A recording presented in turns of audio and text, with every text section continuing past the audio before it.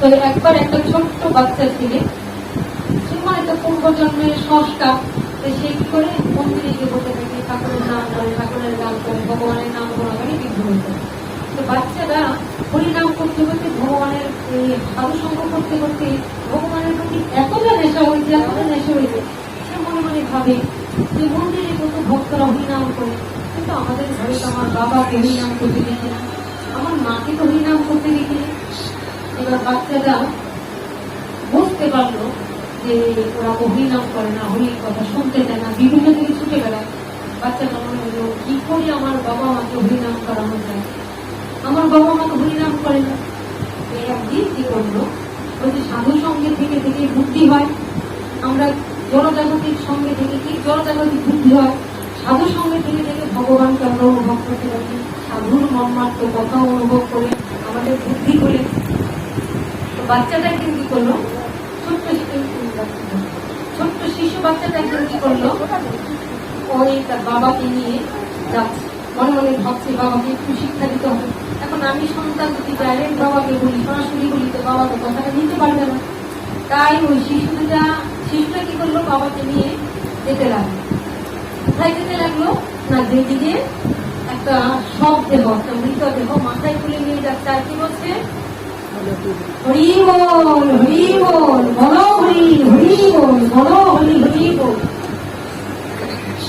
আচ্ছা, যখন সে বলছে বলো হরি হরি বল, মৃতদেহটা কি বলবে যে হরি বল? তাহলে কাকে বলা হচ্ছে বলো হরি হরি বল, মানে দেখো তোমার দিনও এমন হবে, তুমিও একদিন এমন হয়ে যাবো, তাহলে সময় থাকতে বলো হরি বল হরি বল। মৃতটা কিন্তু মাথা নাড়িয়ে নাড়িয়ে নিয়ে যাচ্ছে, হাতটা ঘুরছে, সে কিন্তু বলছে না। তাহলে মুখ দিয়ে কখন বলবে, বেঁচে থাকতে বলতে হবে, মরে গেলে তাকে বললে লাভ হবে। তাহলে কাকে বলছে বলো হরি হরি বল? যারা বেঁচে আছে চারপাশে তাদেরকে বলতে হবে, দেখ এই দিনটা একদিন তোমারও হবে, একদিন তোমাকেও এই কি করে কাঁধে করে নিয়ে যাবে কোথায়, শ্মশানে।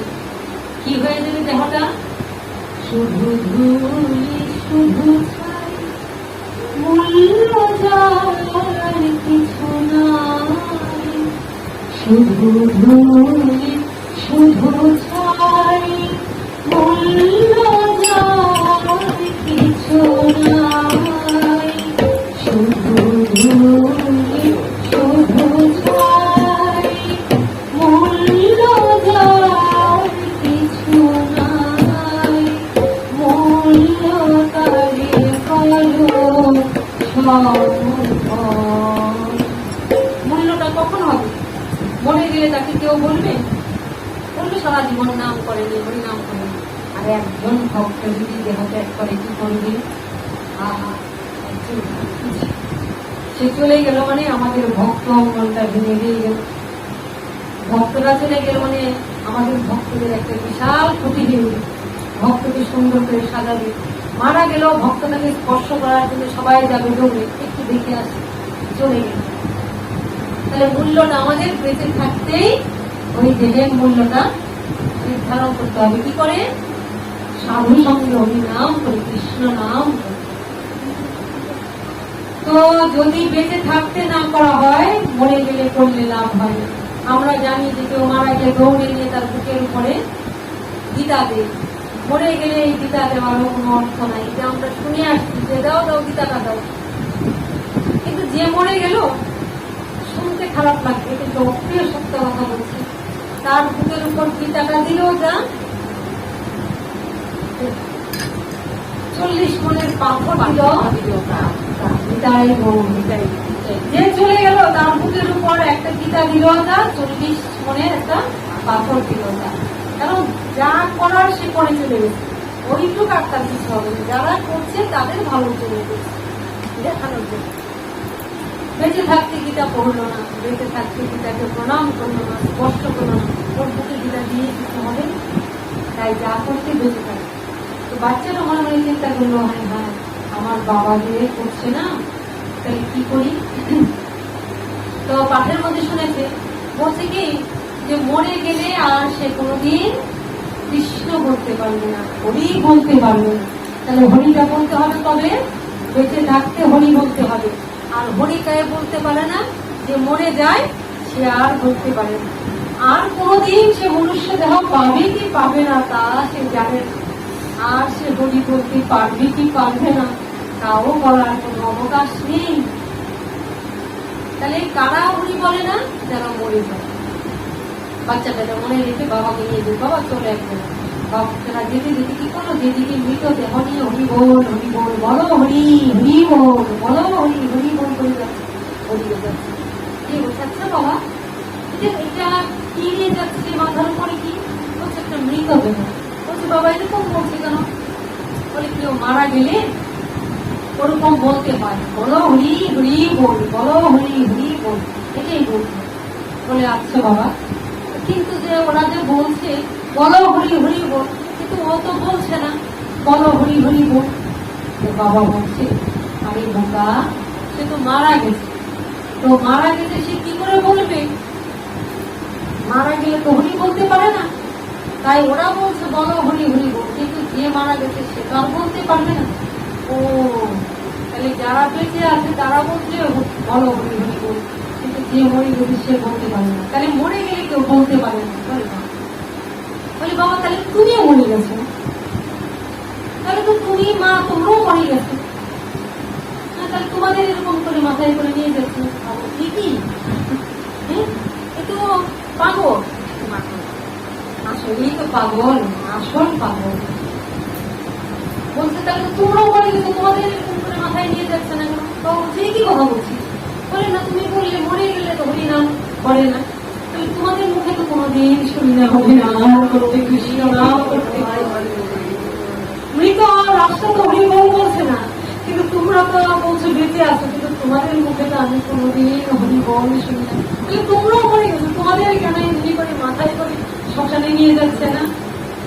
বাবা চিন্তা করি সপ্না, কিন্তু বিরাট চৈতন্যের কথা বললি, তাহলে ছেলের কাছে আমরা মৃত নাই।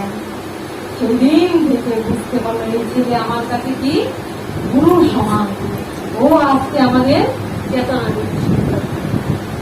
আমার চেতনা চৈতন্য করে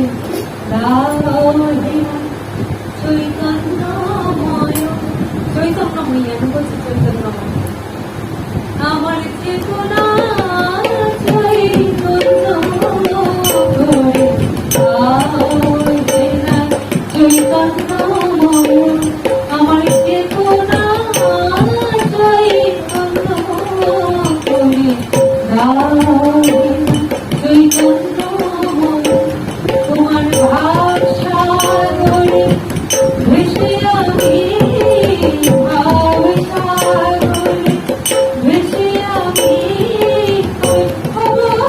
তোমার পদার্থে, আমার চেতনা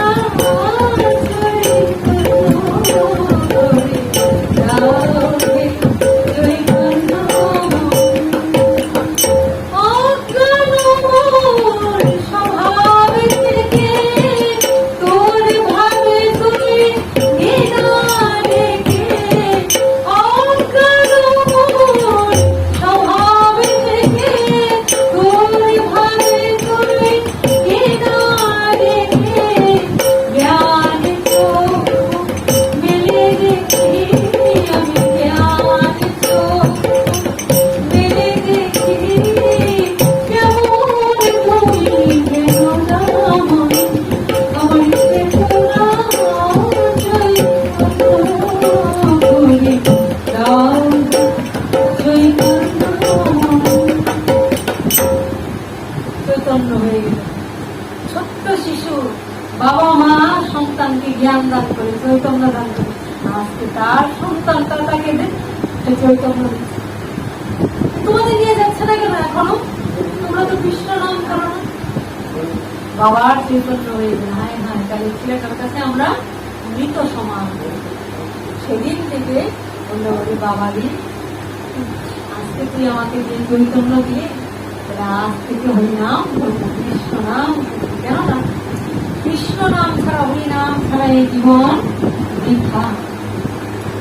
পরে মানুষের আকার হইলে কি হয়, লক্ষ জন্ম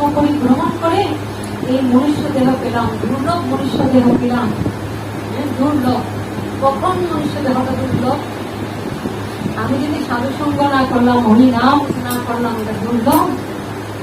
তাহলে আমাকে আবার এই মনুষ্যদেহের পরে আবার জন্ম হবে, আবার আমি কি হতে পারি? মানুষ নাও হতে পারি, পশু পক্ষী কৃমিকীটও হতে পারি। তাই ওরে মানুষের আকার হইলে কি হয়, করো ভূতের কাম। ওরে হইলে বদনে যেন বলো আর কৃষ্ণ ওরে মানুষের আকার হইলে কি হয়, করো ভূতের কাম। ওরে হইলে বদনে যেন বলো আর কৃষ্ণ গোবিন্দ মনরে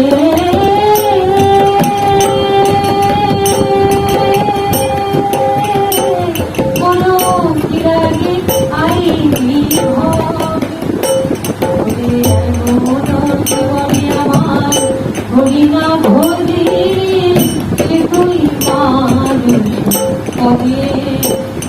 ওরে পাখিরে যে নাম লইলে লয় সুখ সারিয়া বিপদ। ওরে তুমি যে তাহাকে আলস্য করো, এ হয় কেমন মতো? আমরা আলস্য করি। এখন কর্ম আছে, কর্ম শেষ করতে হবে, কর্ম শেষ হোক, বৃদ্ধ হই, কর্ম শেষ হবে, তারপরে হরিনাম করি। আমি কি জানি আমি বৃদ্ধ পর্যন্ত বেঁচে থাকবো কিনা, কর্ম শেষ করে বেঁচে থাকবো কিনা?